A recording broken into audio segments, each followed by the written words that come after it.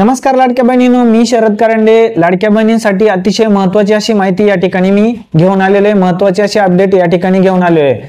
तत्पूर्वी जर तुम्ही तुमचे लाडकी बहीण योजनेची ई-केवायसी जर केलेली नसेल तर ई-केवायसी तुम्हाला लवकरात लवकर पूर्ण करून घ्यायची।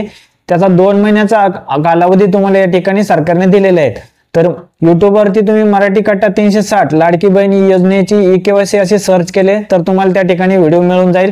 त्या व्हिडिओमध्ये सांगितल्याप्रमाणे तुम्ही तुमची जी ई-केवायसी घर बसल्या करू शकता तुमच्या मोबाईल मधून। आता या ठिकाणी या व्हिडिओमध्ये काय महत्त्वपूर्ण माहिती या ठिकाणी सरकारने सांगितली आहे, तर तुम्ही जर यापुढे ई-केवायसी केली, लाडक्या बहिणींनी या ठिकाणी ई-केवायसी केली तरी तुम्हाला या पुढचे जे हप्ते ते हप्ते या ठिकाणी मिळणार नाहीयेत। तुमचे हप्ते बंद होणार आहेत। कोणत्या लाडक्या बहिणींचे या ठिकाणी पैसे बंद होणार आहेत, का बंद होणार आहेत, सर्व माहिती आपण या व्हिडिओमध्ये बघणार आहोत। तत्पूर्वी जर तुम्ही चॅनलवरती जर नवीन असाल तर चॅनलला आपल्या सबस्क्राइब करा आणि नोटिफिकेशन बेलला क्लिक करून ठेवा, म्हणजे तुम्हाला अशाच महत्त्वपूर्ण व्हिडिओच्या नोटिफिकेशन मिळत राहतील। चला तर आपण व्हिडिओला सुरुवात करूया आणि बघूया की का या योजनेचे पैसे बंद होणार आहेत।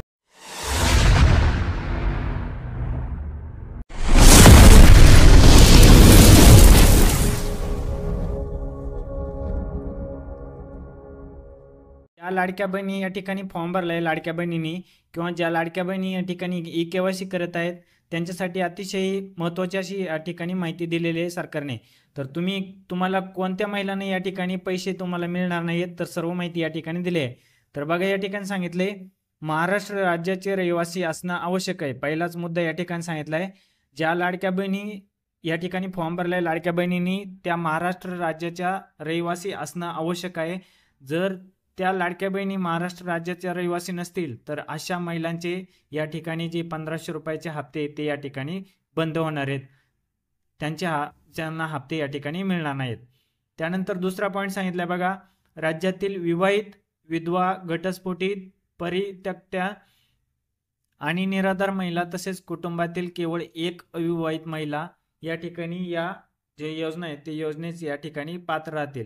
बघा या ठिकाणी सांगितलंय राज्यातील विवाहित, विधवा, घटस्फोटित, परित्यक्ता आणि निराधार महिला तसेच कुटुंबातील केवळ एक अविवाहित महिला। बघा या अविवाहितांपैकी जर तुमच्या रेशन कार्डमध्ये एक विवाहित महिला आणि एक अविवाहित महिला असेल तर अशा 2 महिलांना या ठिकाणी जो हप्ता आहे तो हप्ता या ठिकाणी मिळणार आहे।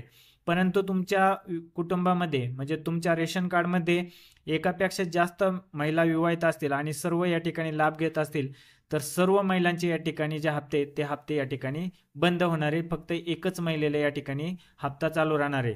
तुमच्या कुटुंबामध्ये फक्त एक विवाहित महिला आणि एक अविवाहित महिला म्हणजे लग्न झालेली एक स्त्री आणि एक जे अविवाहित म्हणजे लग्न झालेले नसलेली असली स्त्री म्हणजे मुलगी, तर अशा 2 महिलांना या ठिकाणी पैसे चालू राहणार आहेत। फक्त बाकीच्या महिलांचे या ठिकाणी जे पैसे ते पैसे या ठिकाणी बंद होणार आहेत। तुम्ही केवायसी केली तरी तुम्हाला या ठिकाणी पैसे मिळणार नाहीत। तर या ठिकाणी बघा तिसरा मुद्दा सांगितलाय, किमान वयाची 21 वर्षे पूर्ण व कमाल वयाची 65 वर्षे पूर्ण होईपर्यंत या ठिकाणी तुम्हाला पैसे चालू राहणार आहेत। म्हणजे बघा या ठिकाणी कोण महिला या ठिकाणी पात्र राहणार आहेत, तर किमान वयाची म्हणजे 21 वर्ष पूर्ण झालेली महिला आणि जे वय लास्ट वर्ष दिले ते वय 65 वर्षे पूर्ण होईपर्यंत या ठिकाणी तुम्हाला हप्ते चालू राहणार आहेत। एकदा का तुमचे वय वर्ष 65 झाले की तुम्हाला या ठिकाणी तो हप्ता बंद होणार आहे। बघा या ठिकाणी 21 वर्ष पूर्ण पाहिजे आणि 65 वर्ष वयाच्या आतमध्ये पाहिजे अशा महिलांना या ठिकाणी जे हप्ते ते हप्ते सुरू राहणार आहेत। बाकीच्या सर्व महिलांचे हप्ते या ठिकाणी बंद होणार आहेत। तुम्हाला ई-केवायसी करून सुद्धा या ठिकाणी पैसे मिळणार नाहीयेत। भरपूर साऱ्या महिलांनी कमी वय असताना सुद्धा वय या ठिकाणी जास्त लावून हप्ते घेतलेले आहेत, तर अशा महिलांचे सुद्धा या ठिकाणी हप्ते बंद होणार आहेत। आणि 65 वर्ष वयावरील ज्या महिलांनी फॉर्म भरले होते अशा महिलांचे सुद्धा या ठिकाणी हप्ते बंद झाले आहेत, बंद होणार आहेत। बघा चौथा मुद्दा या ठिकाणी सांगितलाय, लाभार्थ्याचे स्वतःचे आधार लिंक असलेले बँक खाते असावे। बघा या ठिकाणी सांगितलंय, तुमच्या आधारला जर बँक लिंक नसेल तर या ठिकाणी तुमचे हप्ते बंद होणार आहेत। तुम्हाला या ठिकाणी तुमच्या आधारला बँक लिंक करून घ्यायचे। तुमच्या बँकेला आधार जे आहे ते आधार या ठिकाणी लिंक करून घ्यायचे। लवकरात लवकर तुम्ही केलेलं नसेल तर तुमच्या आधारला बँक लिंक करून घ्यायचे, डीबीटी लिंक करून घ्यायचे। जर केले नसेल तर लवकर करून घ्या, नाहीतर तुमचे हप्ते या ठिकाणी बंद होणार आहेत। बघा या ठिकाणी 5वा मुद्दा सांगितला आहे, लाभार्थी कुटुंबाचे वार्षिक उत्पन्न 2.5 लाखापेक्षा जास्त नसावेत. बघा या ठिकाणी सरकारने त्यामुळे तुम्हाला ई-केवायसी करताना तुमच्या पतीचा किंवा तुमच्या वडिलांचा आधार क्रमांक या ठिकाणी द्यायला सांगितलाय, त्यांची ई-केवायसी करायला सांगितली. म्हणजे या ठिकाणी त्यांना आधार कार्डवरून समजेल की तुमच्या कुटुंबाचे उत्पन्न किती आहे किंवा तुमच्या घरामध्ये कोणी सरकारी नोकर आहेत का किंवा काय कुठल्या प्रकारचं उत्पन्न या ठिकाणी तुमचं किती उत्पन्न या ठिकाणी तुम्हाला मिळतं, त्यावरून सरकारला या ठिकाणी डेटा समजणार आहे. म्हणून तुम्हाला तुमच्या वडिलांचा किंवा तुमच्या पतीचा आधार क्रमांक देऊन या ठिकाणी केवायसी पूर्ण करण्यास या ठिकाणी सांगितलेले आहे. अशा पद्धतीने तुम्हाला या ठिकाणी ई-केवायसी मधून या ठिकाणी केवायसी केली तरी तुम्हाला या ठिकाणी हप्ते मिळणार नाहीत. बघा पुढे, ज्यांच्या कुटुंबाचे एकत्रित वार्षिक उत्पन्न 2.5 लाख रुपयापेक्षा अधिक आहेत अशा कुटुंबातील महिलांचे जे हप्ते ते हप्ते या ठिकाणी बंद होणार आहेत. म्हणजे ज्या कुटुंबाचे, म्हणजे कुटुंब म्हणजे काय तर तुमचं रेशन कार्ड, तुमच्या रेशन कार्डमध्ये जेवढे काही व्यक्ती आहेत, जेवढ्या कोणी महिला आहेत, अशा सर्व महिला या ठिकाणी कुटुंब म्हणून गणलं जातं. सर्व त्या रेशन कार्डमधील व्यक्ती एक कुटुंब म्हणून गणलं जातं.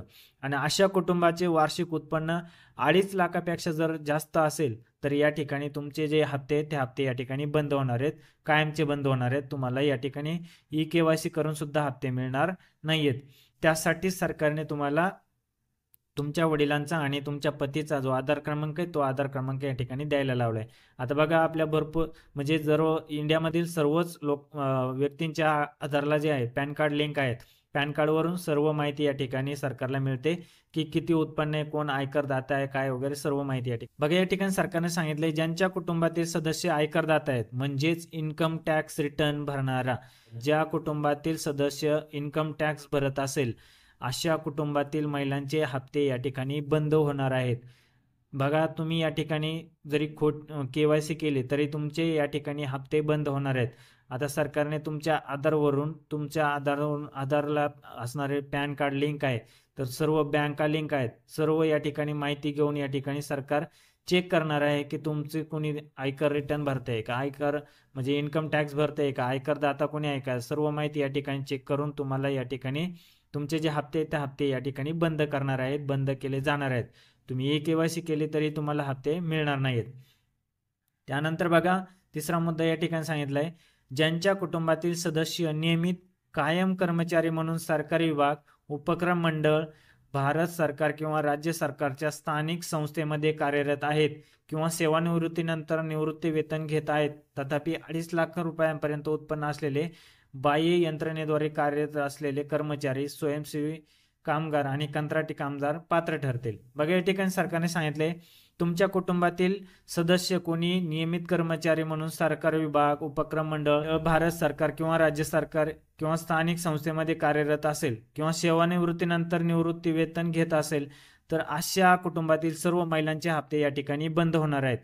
फक्त या ठिकाणी सरकारने सांगितले, बाह्य यंत्रणेद्वारे जे काम करणारे जे कर्मचारी म्हणजे कंत्राटी कामगार वगैरे असतील तर अशा कंत्राटी कामगारांचे किंवा स्वयंसेवी कामगार असेल, अशा कामगारांचे उत्पन्न 2.5 लाख रुपयांपेक्षा कमी असेल तर अशाच कामगारांच्या ज्या कुटुंबातील महिला आहेत अशा कुटुंबातील महिलांचेच फक्त या ठिकाणी पैसे चालू राहणार आहेत. बाकी सर्व महिलांचे पैसे या ठिकाणी बंद होणार आहेत. बघा या ठिकाणी सांगितल्यानंतर 4था मुद्दा, सदर लाभार्थी महिला शासनाच्या इतर विभागामार्फत राबवण्यात येणाऱ्या आर्थिक योजनेद्वारे दरमहा 1500 रुपयेपेक्षा जर जास्त रकमेचा लाभ घेत असेल तर अशा महिलांचे सुद्धा या ठिकाणी पैसे बंद होणार आहेत. म्हणजे जर शासनाच्या कुठल्या दुसऱ्या योजनांचे या ठिकाणी पैसे महिलांना मिळत असतील, 1500 रुपये किंवा त्यापेक्षा जास्त पैशाचा जास्त रकमेचा या ठिकाणी लाभ मिळत असेल तर अशा महिलांचे सुद्धा या ठिकाणी पैसे बंद होणार आहेत. बघा यामध्ये श्रावण बाळ असेल किंवा तुमचे संजय गांधी निराधार असेल किंवा PM किसान योजनेचा जो हप्ता आहे तो हप्ता या ठिकाणी तुम्हाला मिळत असेल, नमो शेतकरी योजनेचा हप्ता मिळत असेल तर अशा सर्व महिलांचे या ठिकाणी पैसे बंद होणार आहेत, त्यांचा लाभ या ठिकाणी बंद होणार आहे. बघा त्यानंतर सांगितलंय, ज्यांच्या कुटुंबातील सदस्य विद्यमान किंवा माजी खासदार आमदार आहेत अशा कुटुंबातील महिलांचे सुद्धा या ठिकाणी पैसे बंद होणार आहेत. बघा त्यानंतर 6वा मुद्दा या ठिकाणी सांगितलाय, ज्यांच्या कुटुंबातील सदस्य भारत सरकार किंवा राज्य सरकारच्या बोर्ड, कॉर्पोरेशन, उपक्रमाचे अध्यक्ष, उपाध्यक्ष, संचालक, सदस्य आहेत अशा सर्व कुटुंबातील महिलांचे या ठिकाणी पैसे बंद होणार आहेत. म्हणजेच बघा या ठिकाणी सांगितले भारत सरकार किंवा राज्य सरकारच्या जे सेवेमध्ये त्यांच्या कुटुंबातील कोणी व्यक्ती असेल तर अशा सर्व कुटुंबातील महिलांचे पैसे या ठिकाणी बंद केले जाणार आहेत.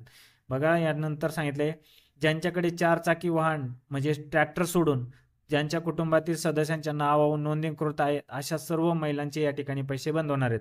बघा या ठिकाणी सरकारने तुम्हाला आधार क्रमांक, तुमच्या आधार क्रमांकाबरोबरच तुमच्या पतीचा किंवा तुमच्या वडिलांचा आधार क्रमांक या ठिकाणी द्यायला सांगितलं आहे. म्हणजे त्यावरून त्यांना समजेल की त्यांच्या नावावरती कुठले 4 चाकी वाहन नोंदणीकृत आहे, कुठले वाहन त्यांच्या नावावरती आहे. जर ट्रॅक्टर सोडून दुसरं कुठलंही 4 चाकी वाहन त्यांच्या नावावरती असेल तर अशा कुटुंबातील सर्व महिलांचे या ठिकाणी पैसे बंद होणार आहेत. त्यांना हप्ते या ठिकाणी मिळणार नाहीत.